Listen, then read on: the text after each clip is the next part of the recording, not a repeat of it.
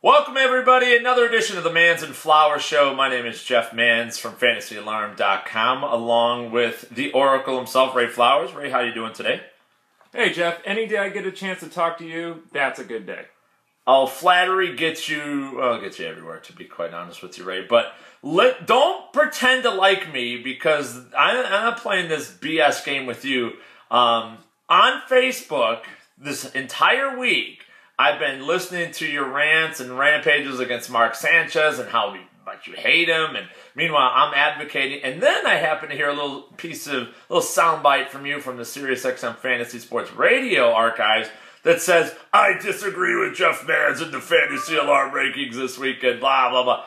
And then I just tuned out once I hear that. But you are of the mind that folks should start Mike Vick instead of Mark Sanchez. Say your piece on this one, Ray, and I'll rebut.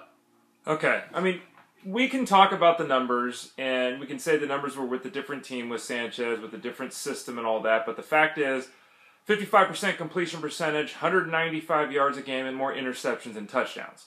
So history does not suggest statistically that Sanchez is going to be a good fit. Now, beyond that, let's just talk talent. I don't think Mark Sanchez is very talented, and the assumption is that if any quarterback, you know, if Alex Smith was on this team with the Eagles because of Chip Kelly, the offense would move expertly. And I pointed out that, you know, Nick Foles, for all the love that he got after his stupendous work last year, significant pullback in a lot of aspects of his game this year, completion percentage, yards per attempt, interceptions, all that stuff. Nick Foles is about 15-16 at the quarterback position in the fantasy game. So I don't think that Mark Sanchez should be looked at to be any better than Nick Foles. I think history suggests he'll be worse than Nick Foles. And let's face it, if Mark Sanchez was really something, would he have to beg for a job, which he kind of had to do? He didn't have to beg for a job. He had a lot of suitors. No, he didn't. He went to Chip Kelly's offense because it's a good fit for him and his skill set. Michael Vick is plain and simply done. If you made this argument with a Ryan Tannehill or somebody like that, it would make a lot more sense. The fact that Michael Vick was the guy you're trumpeting is a joke. Michael Vick doesn't want to play football. He wants to be a backup so bad. He conceded the starting job this past summer when it was up for, he could have easily made a stab at it.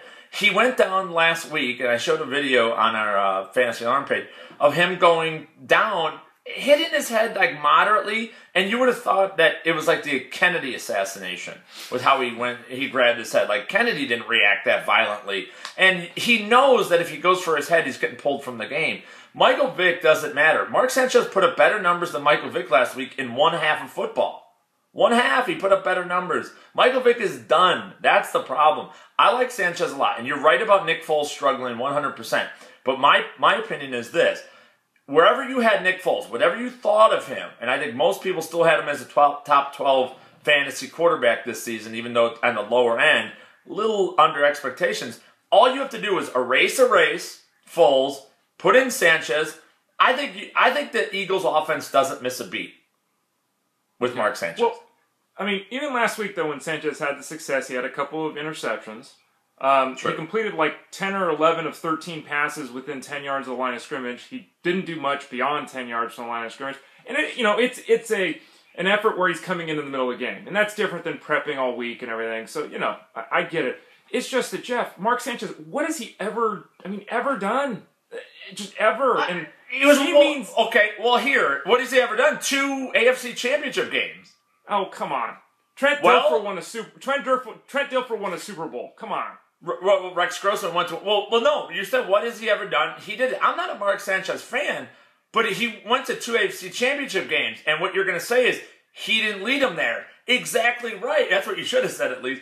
You're right, because the offense, he was only throwing 27 times a game. It's kind of like Russell Wilson throwing 24. He went to a Super Bowl and won one. Doesn't make him a great fantasy quarterback, but you put that guy in an up-tempo offense, one that runs the most plays in the NFL per capita, and I think fantasy numbers are going to come through. And he threw 202 yards, 2 touchdowns, 2 interceptions. Now, the interceptions are a no-brainer. He also runs the football. And at this point, I would dare to say Sanchez is a better runner than Michael Vick. Vick doesn't want to run. He doesn't want contact. He's just checked out mentally. Sanchez, I think he has 12 touchdowns rushing in 3 years with the Jets. I mean, he will run you some touchdowns in there as well, which I think is an upgrade over Nick Foles. So whatever Nick Foles was doing, I think Mark Sanchez could do, if not a little bit better. Because to me, Nick Foles was just a guy. So that's my point on that. I agree with you there. I agree with you there, Jeff. But I'm just Mark Sanchez. I mean, even if Mark Sanchez goes out and throws for 280 and 3 touchdowns this week, I'm still going to be nervous next game. One game's not going to change it for me. Maybe I'm just slow to pick up on things.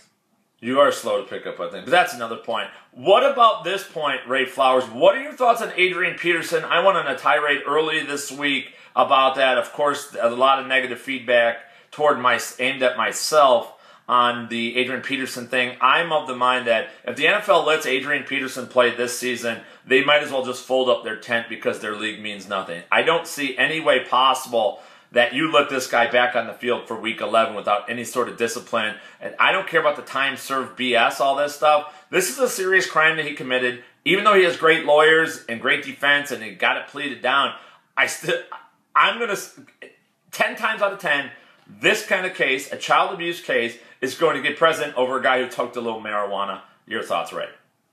Yeah, I totally agree with you. I mean, it's clear that the NFL doesn't care about anything other than making money. It's why they play in London. It's why they do all the things they do. It's clear the fans don't care about anything other than football. I think it's the social commentary aspect of this is the worst part. I mean, I got people on Twitter and everything blasting, Adrian Peterson. It's like, do people realize what he did? I mean, why are we talking about Adrian Peterson? Why are we talking about Ray Rice? I mean, at some point, isn't the welfare of women and children more important than scoring touchdowns?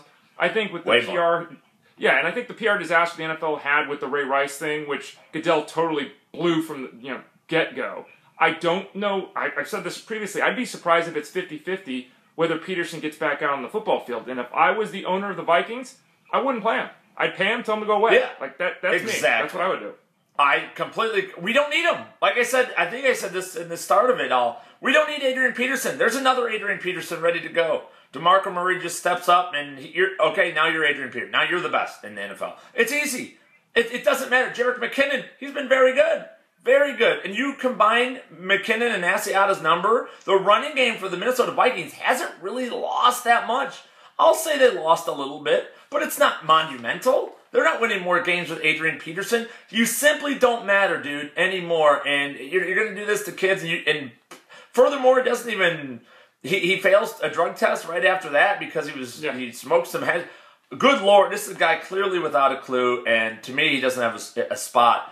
He needs a minimum of 8-game suspension from the NFL. Last topic for today, Mans and Flowers show. Ray Flowers. Ben Roethlisberger, are you a believer, a non-believer? Are you a believer that a guy in his 11th season, midway through his 11th season, all of a sudden hits the peak of his career? Is there something else at play here? I don't think that's it. How often does that happen? I mean, it happens. Never. But it never happens. I mean, it's just the 12 touchdowns the last couple of weeks. It's like now people think he's Peyton Manning, and he's not. And you can talk about the offense being opened up. You can talk about the weapons he's got to throw the ball to and all those kind of things. He's got Bell in the backfield.